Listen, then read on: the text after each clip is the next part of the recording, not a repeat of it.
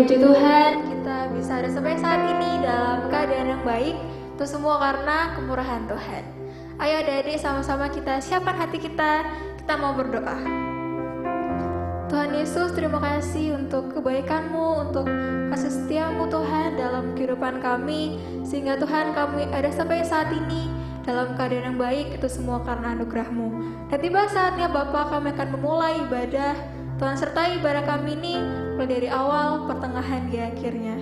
Terima kasih Tuhan, terpujilah nama-Mu, dalam nama Tuhan Yesus, haleluya, amin.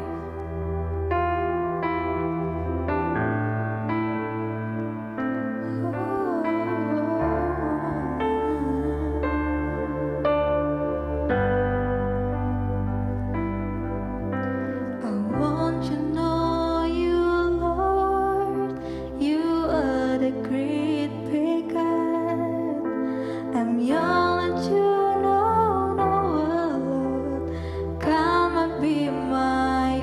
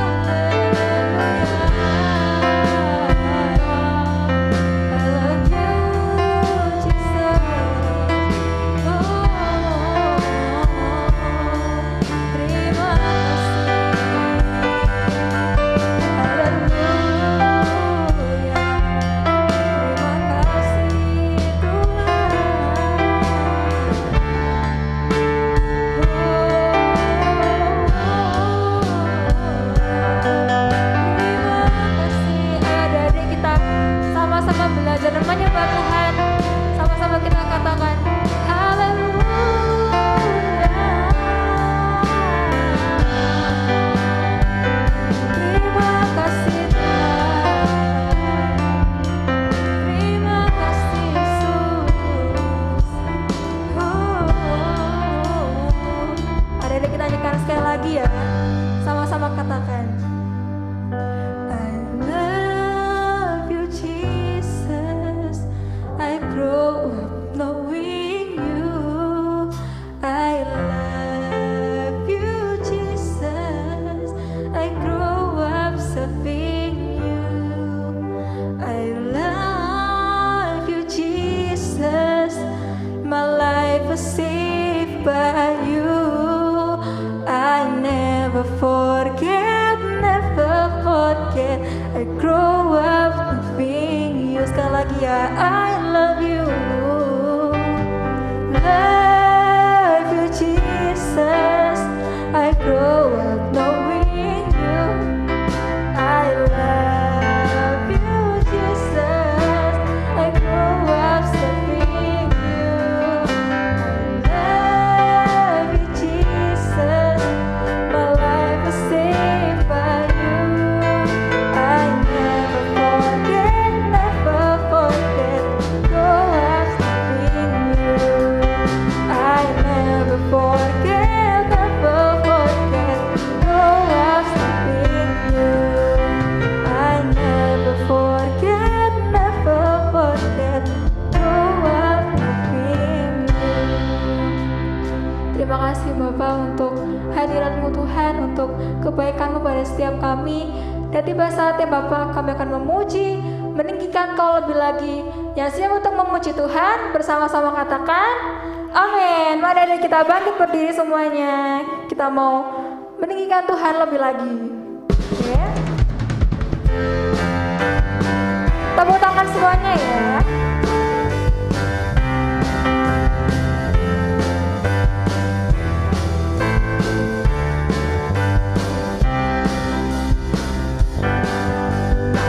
Sukacita, damai sejahtera, kesabaran, kemurahan, baikan, kesetiaan, kelemah lembutan, penguasaan diri. Labuan Roh Kudus mengalir dalam hidupku, ku mau hidup dipimpin Roh Kudus setiap hari. Sekali lagi ya. Sukacita, damai sejahtera, kesabaran, kemurahan, baikan, kesetiaan, kelemah lembutan, penguasaan diri. Inilah buah Roh Kudus mengalir dalam hidupku, ku mau hidup dipimpin Roh Kudus setiap hari. Hidup dipimpin Roh Kudus setiap hari.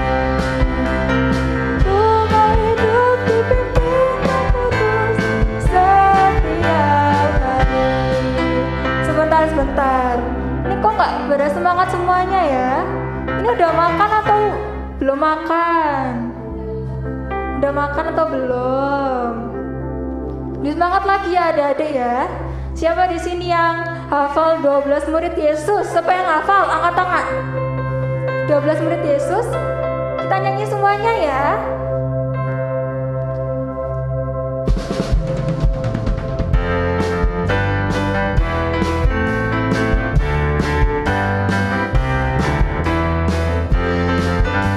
Kita nyanyi sama-sama adik-adik ya. Nah, dari yang pertama dulu. Simon Petrus, Andreas, Yakobus, Yohanes, Filipus,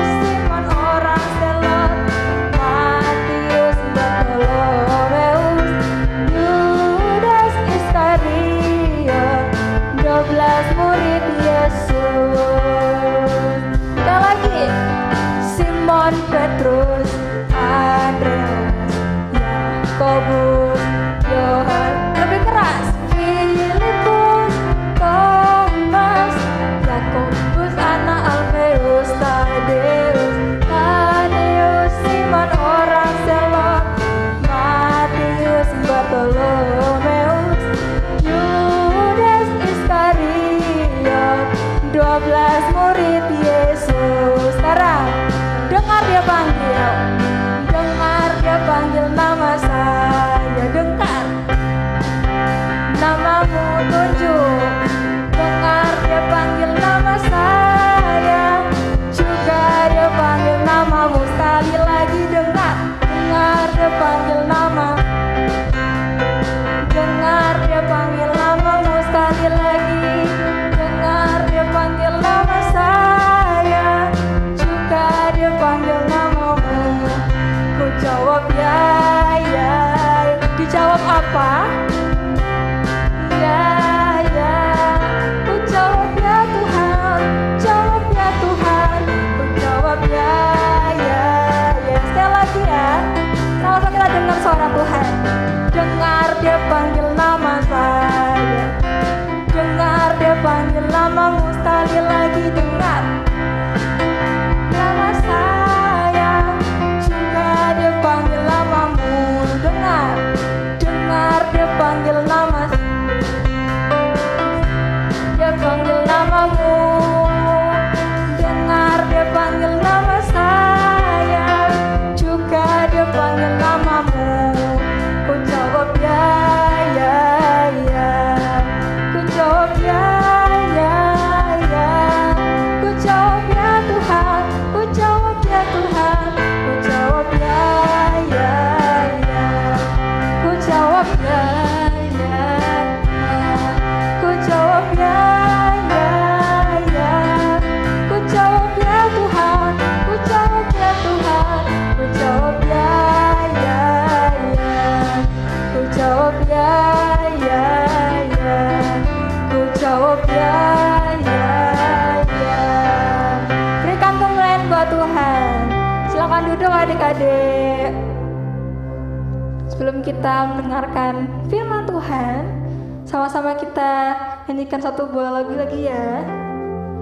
Sebelum kita mendengar kebenaran firman Tuhan.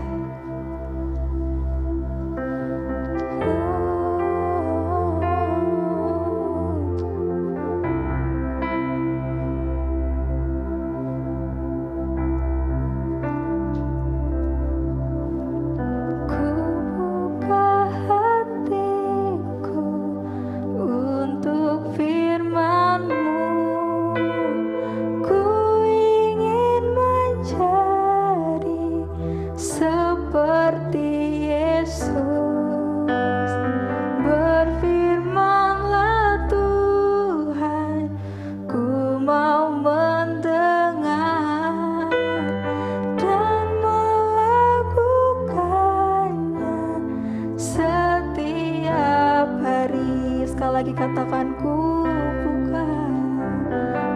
buka hatiku untuk firman-Mu.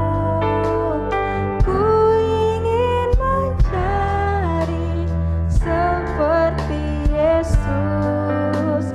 Berfirman-Lah Tuhan, ku mau mendengar dan melakukannya setiap hari. Roh Kudus yang manis, tolong aku menuruti firman Tuhan. Roh Kudus yang manis, jadikanku anak Tuhan yang manis. Sekali lagi adik-adik, sama-sama kita katakan, ku buka hatiku. Ku buka hatiku untuk firman-Mu. Ku ingin mencari seperti Yesus.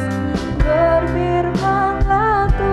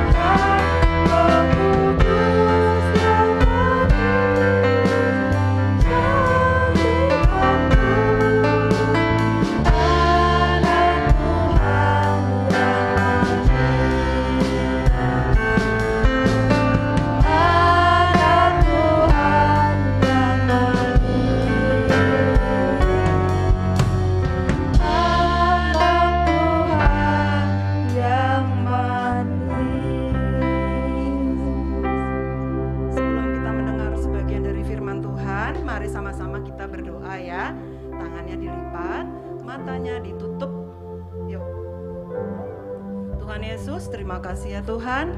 Jika pada pagi hari ini Kau memberikan kami kesempatan untuk belajar sebagian dari firman Tuhan, kami percaya itu bukan suatu kebetulan, tapi karena kebaikan-Mu. Kiranya Kau sertai ibadah pada pagi hari ini dari awal, pertengahan hingga akhirnya.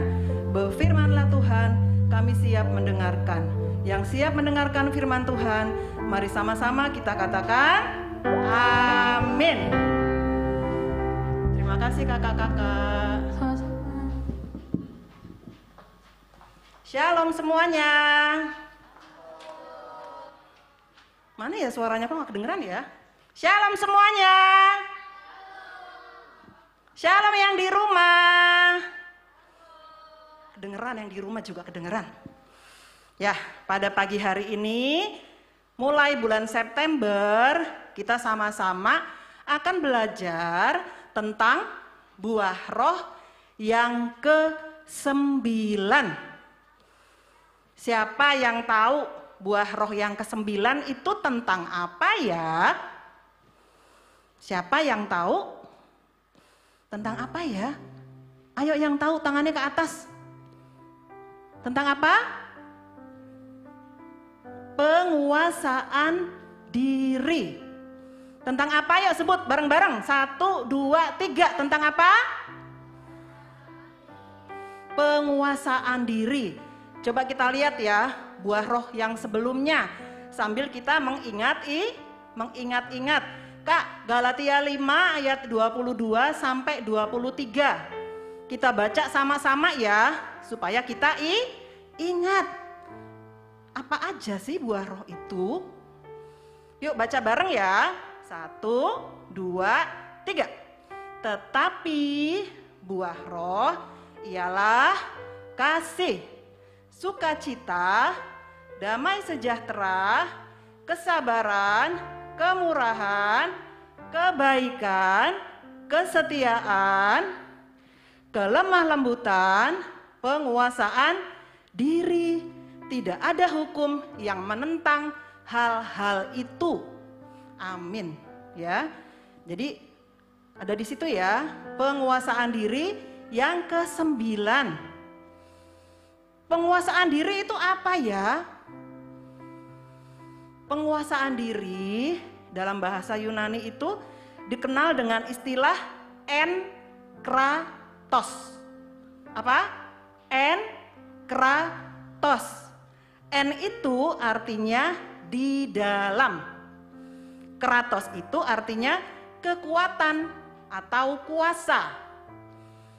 Ya, seseorang yang memiliki penguasaan diri adalah orang yang memiliki kekuatan di dalam dirinya. Penguasaan diri adalah salah satu kemampuan terbesar yang dapat kita miliki.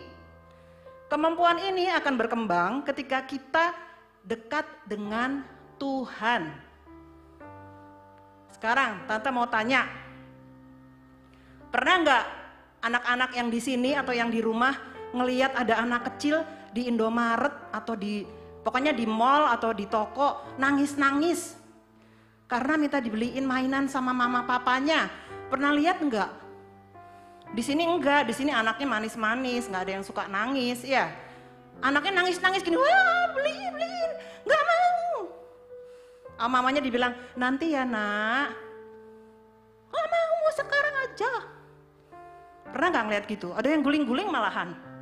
Nangis terus sampai mamanya bingung. Itu satu. Terus yang kedua, ada nggak yang pernah ngeliat temennya berkelahi? Tonjok-tonjokan. Pukul-pukul meja. Pernah ya? Oh pernah ya. Nah, antara anak yang nangis tadi sama anak yang berantem tadi, apa samanya yo? Apa persamaannya? Persamaannya mereka tidak bisa menguasai dirinya. Mereka udah gak mikir lagi. Pokoknya mama gak beliin aku mainan, aku nangis. Kalau yang satu tadi, temanku bikin aku kesel, tak tonjok. Gak mikir lagi. Kalau ditonjok temennya mukanya bisa biru, bisa luka, gak mikir lagi. Mereka tidak punya penguasaan diri. Baik nggak kayak gitu? Enggak.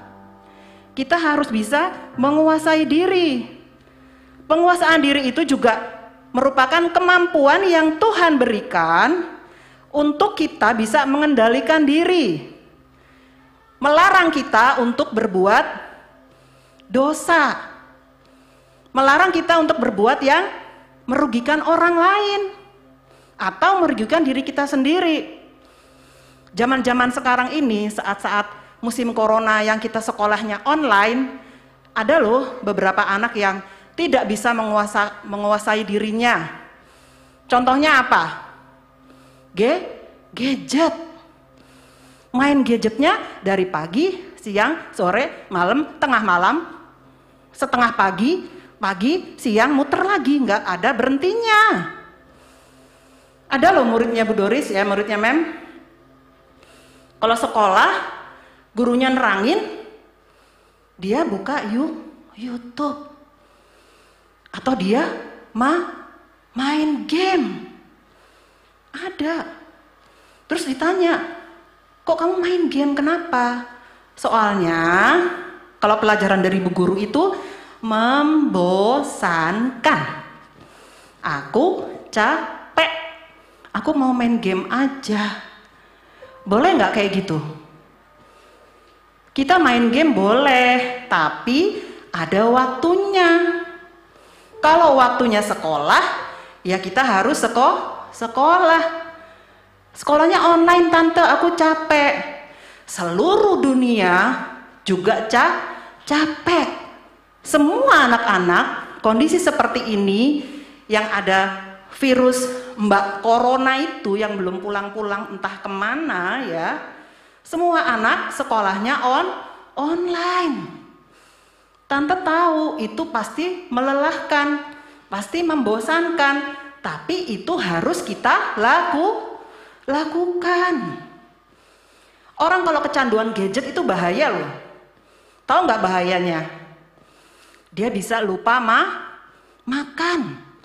Dia bisa lupa minum. Dia bisa lupa mandi. Dari pagi sampai sore sampai malam nggak mandi. Terus mau ulangan dia juga lupa belajar. Dan yang paling bahaya, tahu? Kalau orang kecanduan gadget tuh yang paling bahaya apa?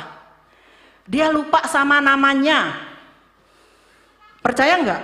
Dia bisa lupa loh sama namanya. Buktinya, kalau dipanggil mamanya dia nggak nyaut. Doris, dia main aja. Doris, dia main aja. Kenapa? Karena pikirannya ke gadget. Telinganya jadi tidak bisa mendengar. Dia jadi lupa sama namanya sendiri. Bahaya kan? Tapi di sini enggak. Tante tahu di sini enggak. Di sini semuanya anaknya baik-baik. Ya. Itu bahayanya kalau kita tidak bisa menguasai diri untuk gadget. Makanan juga bisa loh kalau kita nggak menguasai diri, membahayakan diri kita. Kita makan harus yang sehat. Banyak virus gini makanya kita harus yang sehat. Tapi ada tapinya. Ada ukurannya. Makannya nggak boleh terlalu banyak. Kalian kurang bergerak, makannya banyak. Nanti kalau ada yang nyanyi King Kong badannya besar, kamu bisa tersinggung. Aku loh bukan King Kong. Tapi kita badannya gemuk, besar sekali. Ada yang nyanyi King Kong, kita, aduh jangan-jangan nyanyiin aku ini. Iya, jadi makan juga harus kita batasi, ya. Makan secukupnya. Terus kalau kalian tanya, Tante, berarti kita harus menguasai diri, apa aja sih yang harus kita kuasai? Yang harus kita kuasai, yang pertama adalah pikiran kita. Ya, jauhkan diri kita dari pikiran yang jahat. Kita nggak boleh punya pikiran yang jahat. Nggak boleh punya pikiran yang kotor. Arahkan pikiran kita pada hal-hal yang baik. Tuhan Yesus mengajarkan kita kebaikan. Siapa di sini yang anaknya Tuhan Yesus? Ayo lambaikan tangannya. Semua anaknya Tuhan Yesus. Jadi pikiran kita harus pikiran yang baik. Jadi yang harus kita kuasai yang pertama apa? Pikiran kita. Terus yang kedua, apa yang harus kita kuasai? Perkataan kita. Kita harus belajar mengendalikan perkataan kita. Jangan ada perkataan kotor yang keluar dari mulut kita. Tetapi kita harus menggunakan kata-kata yang baik. Kata-kata yang membangun. Supaya yang mendengarkan kita diberkati. Kata-kata yang membangun tuh kayak apa, Tante? Bangun, gitu ya? Bukan. Kata-kata yang membangun, kata-kata yang memberi semangat. Ayo dicolek temannya bilang, ayo semangat. Yuk, 1, 2, 3. Ayo semangat. Ya, harus semangat. Kata-kata yang baik. Nggak boleh kata-kata yang jelek, nggak boleh kata-kata yang kotor. Ya, biarlah kita menggunakan lidah kita untuk memuji nama Tuhan. Kita bersaksi tentang pekerjaan-pekerjaan Tuhan dalam kehidupan kita. Mulut kita tuh loh, kata-kata kita untuk itu. Misalnya kita cerita sama teman kita, aku sakit disembuhkan Tuhan. Aku kurang berhikmat, aku berdoa, Tuhan memberikan aku hikmat. Ya, aku bermasalah, Tuhan membantu aku memberikan jalan keluar. Aku lemah, Tuhan memberi aku kekuatan. Jadi, kita menguasai diri kita dengan kata-kata yang baik. Ya, yang pertama tadi apa? Pikiran. Kita kuasai. Yang kedua, perkataan kita. Dan yang ketiga, kemarahan kita. Kemarahan kita harus kita kuasai. Coba Kak, Efesus 4 ayat 26 sampai 27. Ini tentang kemarahan. Kita manusia bisa aja marah. Tapi marah itu ternyata ada aturannya loh di dalam Alkitab. Nih loh aturannya kalau kita marah. Tante bacain ya, denger ya. Apabila kamu menjadi marah, janganlah kamu berbuat dosa. Janganlah matahari terbenam sebelum padam amarahmu. Dan janganlah beri kesempatan kepada iblis. Ya. Jadi kita manusia bisa saja marah. Tetapi Tuhan Yesus mengajarkan agar kita jangan berbuat dosa karena kemarahan kita. Kalau marah semua dibanting-bantingin, semua dirusak-rusakin, semua dimarah-marahin. Kalau kita marah, kita bisa menyakiti orang yang kita kasihi loh. Kita bisa nyakitin mama loh. Kita bisa nyakitin papa loh. Bisa nyakitin kakak atau adik kita. Oma, opa, kalau kita marah, bisa loh. Karena kita tidak mengendalikan amarah kita. Dan yang terakhir, janganlah beri kesempatan kepada iblis. Iblis itu mengikuti kita loh kemana kita pergi. Ya, kalau kita memberikan kesempatan iblis masuk ke dalam diri kita, bahaya. Kita bisa marah sampai orang nggak bisa mendiamkan kita. Ya, kita harus mengendalikan amarah kita. Terus bagaimana sih caranya? Bagaimana caranya kita mengendalikan pikiran, perkataan, dan amarah kita? Gimana caranya? Ada loh caranya. Yang pertama, kita harus berpikir dulu sebelum bertindak. Nggak boleh bertindak dulu baru mikir. Misalnya kalau kalian main catur, siapa di sini yang bisa main catur? Kalau main catur itu kita harus mikir dulu. Ini maju kemana ya? Kalau maju ke sini dimakan ini enggak ya? Kalau maju ke sini dimakan ini enggak ya? Harus berpikir dulu. Coba kalau main catur nggak mikir, bertindak maju. Kalah apa menang? Pasti kalah. Dimakan sama musuhnya. Iya. Itu juga dalam kehidupan kita. Kita harus apa tadi? Berpikir sebelum bertindak. Ya, harus berpikir sebelum bertindak. Apakah tindakan saya akan merugikan orang lain ya? Apakah tindakan saya akan membuat teman saya marah ya? Apakah kata-kata saya akan menyakiti hati teman saya? Kita mikir dulu. Itu cara pertama kita menguasai diri kita. Cara kedua, dengan merenungkan firman Tuhan. Dengan apa yang kedua? Merenungkan firman Tuhan. Coba kita buka di Matius 4 ayat 1 sampai 11. Agak panjang ayatnya. Matius 4 ayat 1 sampai 11. Ini adalah contoh di dalam Alkitab, ya, contoh tokoh yang bisa menguasai dirinya. Ya. Siapa contohnya ini? Tuhan Yesus. Judul perikopnya apa ini judulnya? Pencobaan di padang gurun. Ya. Maka Yesus dibawa oleh Roh ke padang gurun untuk dicobai iblis. Terus, dan setelah berpuasa 40 hari dan 40 malam, akhirnya laparlah Yesus. Siapa di sini yang pernah puasa 40 hari, 40 malam? Angkat tangan. Nggak ada ya. Pasti lapar ini Tuhan Yesus. Terus ayat 4. Tetapi Yesus menjawab, ayat 3 dulu. Lalu datanglah si pencoba itu.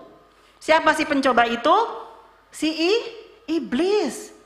Dan berkata kepadanya, jika engkau anak Allah, perintahkanlah supaya batu-batu ini menjadi roti. Kira-kira Tuhan Yesus bisa nggak mengubah batu menjadi roti? Bisa nggak? Bisa. Karena Tuhan Yesus itu Tuhan, Maha Kuasa. Tapi waktu itu Tuhan Yesus memposisikan dirinya sebagai manusia.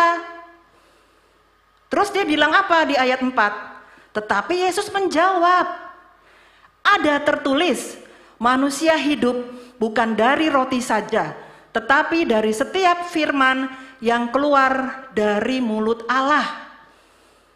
Jadi Tuhan Yesus tidak menuruti si iblis. Dia nggak nurutin walaupun dia bisa. Tuhan Yesus mampu untuk mengendalikan dirinya. Dengan apa? Dengan firman Tuhan. Kan Tuhan Yesus bilang, ada tertulis. Tertulis di dalam firman.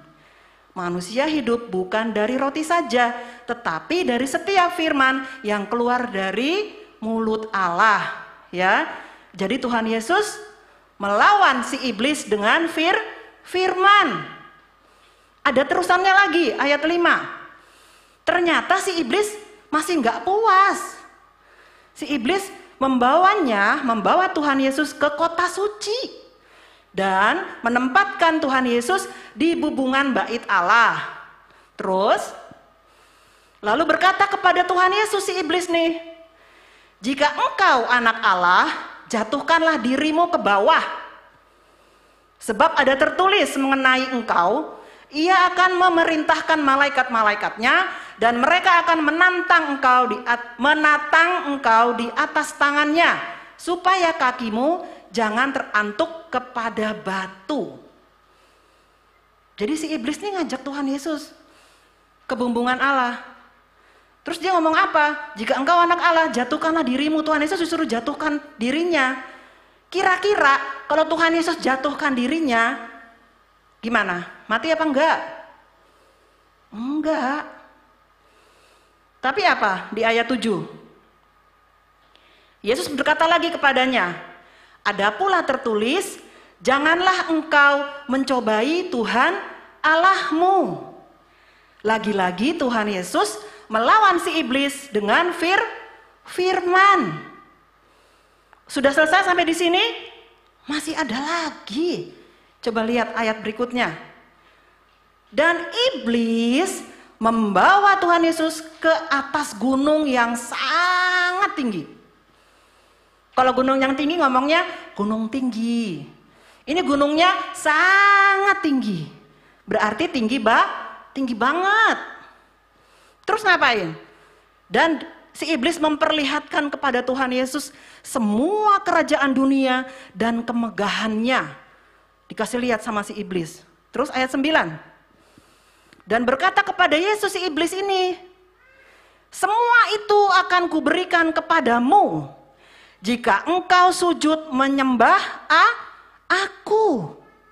Si iblis itu loh bilang sama Tuhan Yesus, kalau kamu sujud menyembah aku, maka semuanya akan diberikan kepada Tuhan Yesus. Cuma suruh sujud.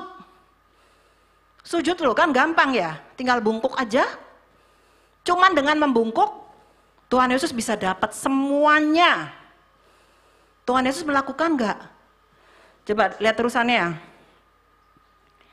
Maka berkatalah Yesus kepadanya, enyahlah iblis, sebab ada tertulis, engkau harus menyembah Tuhan Allahmu, dan hanya kepada Dia sajalah engkau berbakti. Tuhan Yesus bilang ke iblis, enyahlah kau iblis, pergilah kau iblis. Tuhan Yesus tahu kalau dia itu iblis. Terus apa? Ada tertulis. Tulis yang ayat 10 masih. Ada tertulis, engkau harus menyembah Tuhan Allahmu. Kita ini harus menyembah Tuhan Allah.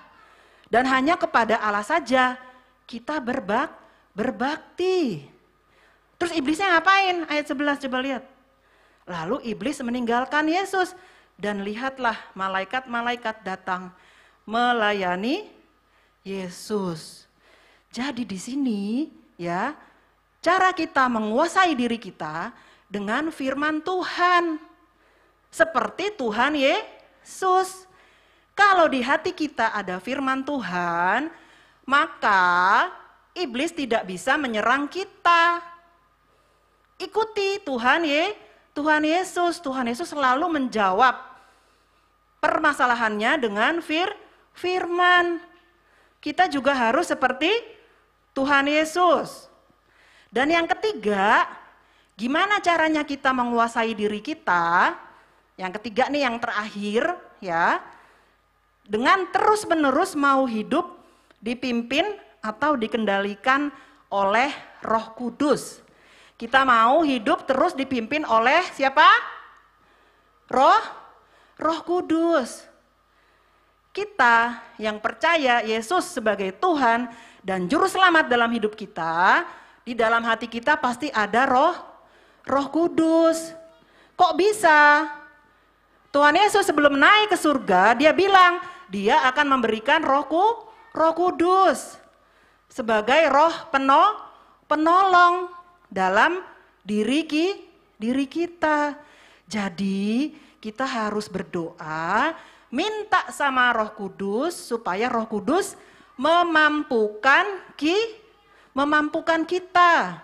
Kita memiliki kuasa untuk menguasai diri kita. Ya, lewat Roh Kudus. Menguasai diri itu tidak mudah. Bukan seperti membalikan telapak tangan gini, ini gampang nggak? Siapa yang bisa begini ya coba? Ikutin Tante Doris, bisa gini nggak? Gampang ya kalau gini. Tapi kalau menguasai diri itu susah. Ada caranya, ada waktunya, ya, ada prosesnya. Harus kita lakukan setiap hari. Kita minta sama Tuhan, minta sama Roh Kudus, supaya Roh Kudus memampukan kita memiliki penguasaan diri. Ada loh ayat di Alkitab ya, di Amsal 25 ayat 28. Sebentar ya, Amsal 25 ayat 28. Orang yang tidak dapat mengendalikan diri adalah seperti kota yang roboh temboknya. Jadi kalau kita nggak bisa menguasai diri, kita seperti kota yang roboh temboknya. Di zaman perjanjian lama, kota-kota itu dipisahkan oleh tembok-tembok yang tinggi. Terus musuh-musuhnya kota ini, kalau mau merebut kota yang lain, dia akan merobohkan temboknya. Nah kalau kita nggak punya penguasaan diri, kita seperti tembok yang roboh. Kalau temboknya roboh gimana? Musuh-musuhnya bisa gampang masuk. Si iblis gampang masuk ke kita. Dan kita bisa dikuasai iblis. Kita harus berhati-hati. Orang yang tidak bisa menguasai diri, tidak bisa mengendalikan dirinya, seperti kota yang roboh temboknya. Siapa yang mau seperti kota yang roboh temboknya di sini? Angkat tangan. Ada yang mau? Enggak ada yang mau. Ya, jadi kita harus berusaha untuk bisa menguasai diri kita. Ada lagi nih ayat yang terakhir di Amsal 16 ayat 32. Ini ayat yang terakhir ya. Nih, orang yang sabar melebihi seorang pahlawan. Orang yang menguasai dirinya melebihi orang yang merebut kota. Kenapa? Karena orang yang sabar, orang yang sabar melebihi seorang pahlawan. Kalau pahlawan, musuhnya siapa? Musuhnya siapa pahlawan? Orang yang ada di luar dirinya. Musuhnya kelihatan. Wah, musuhku ada di sana, aku lari ke sini. Musuhku ada di depan, aku mundur. Ya, musuhnya kelihatan. Kalau orang yang mengendalikan diri, kayak kita, mau menguasai diri kita, musuh kita diri kita sendiri. Siapa di sini yang bisa ngelihat dirinya sendiri, nggak pakai cermin? Bisa kelihatan nggak? Kalau kalian habis mandi, pakai bedak, pakai cermin nggak? Nyisir, pakai cermin nggak? Aku nggak tahu, wes asal-asalan tuh. Yang penting aku bedakan, aku sisiran. Nanti ininya nggak rapi, di sini ada bedaknya, di sini enggak. Ya, tidak ada seorang pun yang bisa melihat dirinya sendiri. Makanya susah untuk menguasai diri. Makanya dikatakan di firman Tuhan, orang yang sabar, orang yang menguasai diri pasti sabar. Orang yang sabar melebihi seorang pahlawan. Terus orang yang menguasai dirinya melebihi orang yang merebut kota. Ya. Tante tidak memperpanjang khotbah pada pagi hari ini, kita sama-sama belajar untuk bisa menjadi anak Tuhan yang mempunyai penguasaan diri. Ayo kita sebut 3 kali, aku bisa menguasai diri.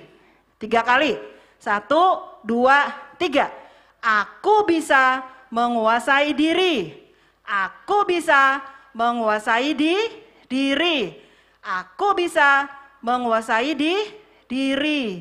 Ya, tentunya dengan pertolongan Roh Kudus. Tante undang kakak-kakak, yuk kita naik lagi, kita menyanyikan satu pujian. Ya, satu pujian ini bisa menjadi doa buat kita semua. Tante pernah nyanyiin kalau nggak salah 2 minggu yang lalu, 3 minggu yang lalu ya. Tante menciptakan lagu, judulnya Anak yang Taat. Yuk berdiri semua yuk. Yuk anak yang taat kalau disuruh berdiri, berdiri. Di sini semua anak yang taat ya. Anak yang taat itu anak yang suka dengar-dengaran ya. Anak yang suka mendengar firman Tuhan ya. Mendengar nasihat mama papa ya. Anak yang mendengar. Yuk kita nyanyi bareng-bareng ya.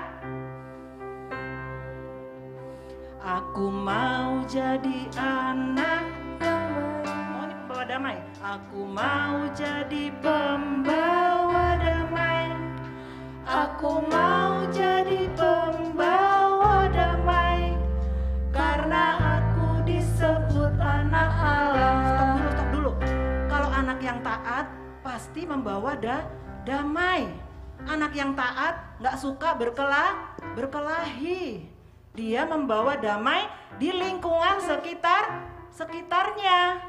Ya. Yuk dengan semangat kita nyanyi ya.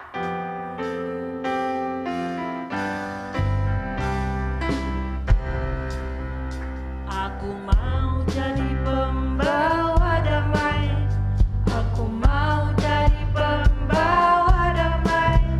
Aku mau jadi pembawa damai. Karena apa? Karena aku disebut anak Allah. Dari depan. Aku mau jadi pembawa damai.